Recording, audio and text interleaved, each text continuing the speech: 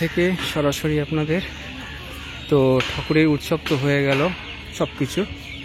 তো আজ হচ্ছে হোলির ঠিক আগের দিন। এইখানেই হবে হোলিকা দহন বা ন্যাড়াপোড়া। এই জায়গাটা হবে হোলিকা দহন ন্যাড়াপোড়া। তো আরতির পর হবে, সন্ধ্যা আরতির পর তারপরে শুরু হবে। তো 6:30 বেজে যাবে। তো এখন বাজে 5:30। তো দেখা হচ্ছে এর পরের অংশে আপনাদের সাথে থাকবেন শেষ পর্যন্ত, কিন্তু পুরো হোলিকা দহন ন্যাড়াপোড়া দেখাবো, ঠিক আছে? তো বন্ধুরা, চলে আসলাম হোলিকা দহনে। দেখুন আরতি হয়ে গেছে। তবে বহু মানুষ আছেন কিন্তু ভক্তরা ওই ন্যাড়াপোড়া হোলিকা দহন দেখবেন বলে, সেজন্য এই দিকটা খোলা আছে, কিন্তু ওইদিকে আমরা যেতে পারবো না।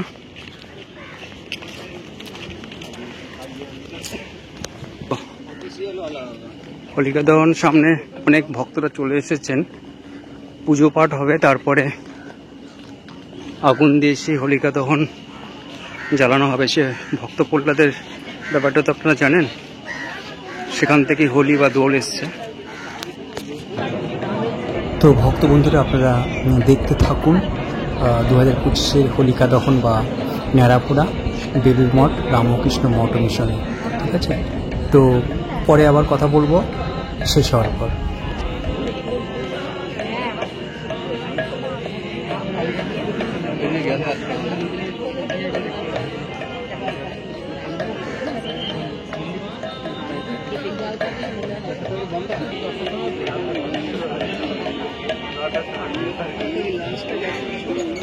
সেটাই।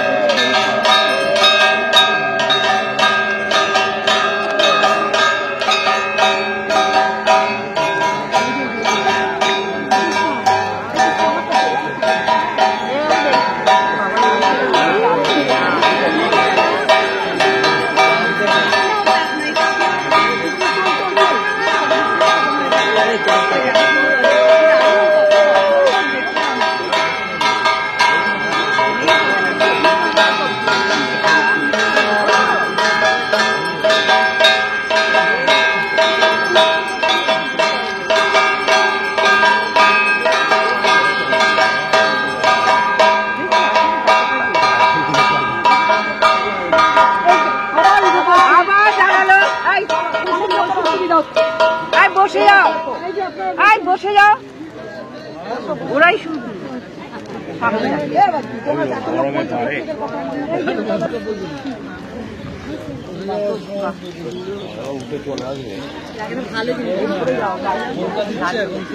জানি তো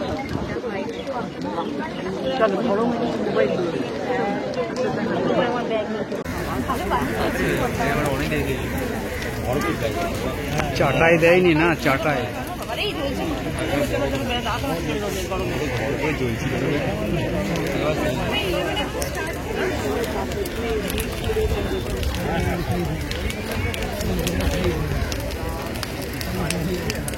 এটা কি দিয়ে তৈরি করে ভাই?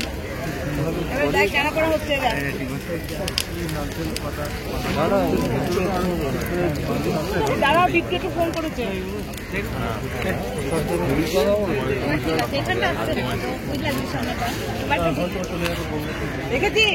এর ভিতরে অনেক ফলমূল সবজি আছে, ফলমূল সবজি, কিন্তু এই বছর খুব নর্মাল ভাবে করেছে।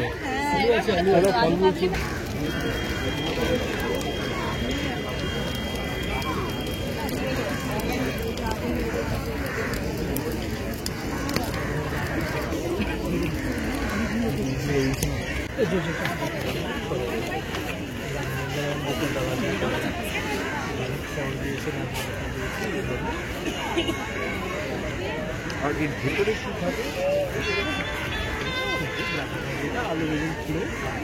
হ্যাঁ কোথায় এটা এদিন দিকে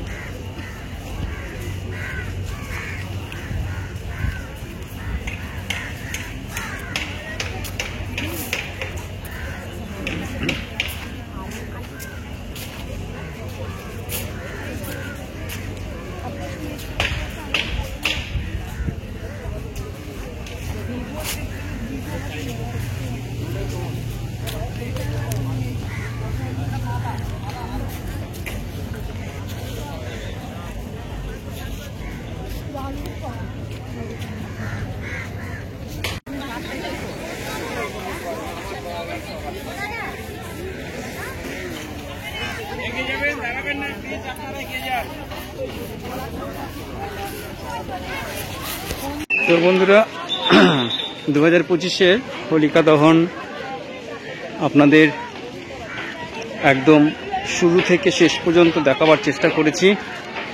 তো দেখুন শেষ হয়ে গেছে।